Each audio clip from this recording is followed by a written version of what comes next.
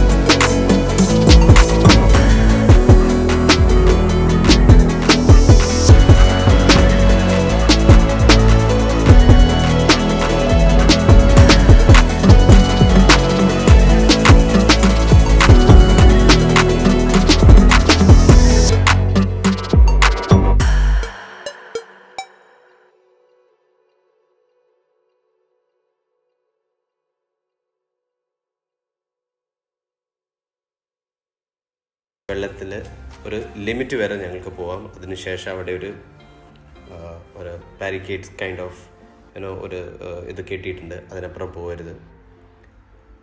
ഞങ്ങളിനി ബീച്ചിലൂടെ just ഒരു വാക്ക് ചെയ്യാൻ വിചാരിച്ചു. ഞങ്ങൾ വീക്കെൻഡിലാണ് വന്നിട്ടുള്ളത്. അതുകൊണ്ടുള്ള ഒരു തിരക്ക് ഇവിടെ കാണാം. ഫാമിലീസിൻ്റെ തന്നെയാണ് തിരക്ക്. Especially and friends and all are playing here. You can see playing football. അവരൊക്കെ പന്ത് കളിക്കാനും ആയിട്ടിങ്ങനെ വരികയാണ്. അപ്പോൾ ഞാനിവിടെ ഇങ്ങനെ അതൊക്കെ ഇങ്ങനെ കണ്ടുകൊണ്ട് അങ്ങനെ നടക്കുകയാണ്. ഒരാൾ പന്ത് എല്ലാവരും എന്നെ തന്നെ നോക്കുകയാണ്. മേ ബി പന്ത് എൻ്റെ തലയിൽ വീഴുന്നുള്ളൊരു ഭാഗ്യത എൻ്റെ മുന്നിൽ തന്നെ വന്നിട്ട് ഇപ്പോൾ വീണതാണ്. ഇവിടെ കാണാം, എൻ്റെ മുന്നിൽ നിന്ന് ജസ്റ്റ് ബോൾ പാസ് ചെയ്ത് പോയി. അപ്പോൾ എല്ലാവരും എന്നെ ഇങ്ങനെ നോക്കുകയാണ്. അപ്പം ഞാൻ ഷൂട്ട് ചെയ്തുകൊണ്ട് വല്ല ഈ ക്യാമറ വെച്ചിട്ട് ഇങ്ങനെ ഷൂട്ട് ചെയ്യുന്ന കാരണം എന്തെങ്കിലും പ്രശ്നമാണോ എന്നുള്ളത് ഞാൻ ചിന്തിച്ചു. നോക്കുമ്പോൾ അല്ല, ബോൾ മേലെ നിന്ന് വന്നതാണ്. ഓക്കെ, ചുറ്റിനും നല്ലൊരു ക്രൗഡ് നിങ്ങൾക്ക് കാണാം. എല്ലാവരും നന്നായി എൻജോയ് ആണ് ബീച്ചിൽ. Calm and quietness. അപ്പോൾ ഇവിടെ ഇന്ത്യയിലുള്ള പോലെയല്ല ഇവിടെ. Like people relaxing means it's total relaxing. Nobody is bothering anybody else. Like നിങ്ങൾക്ക് ഇവിടെ വരിച്ചിട്ട് അവിടെ ഇരുന്ന് അവർ കഴിക്കുന്നുണ്ട്, പിക്നിക് പോലെ എൻജോയ് ചെയ്യുന്നുണ്ട്.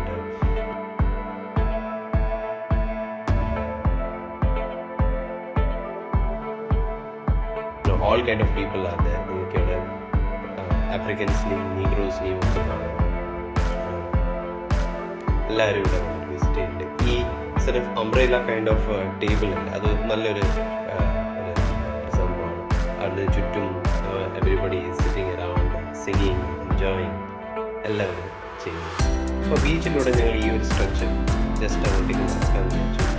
അതിൻ്റെ എൻഡിലോട്ടായിട്ടാണ് ഈറ്ററീസും ഷോപ്സും ഒക്കെ അവൈലബിൾ.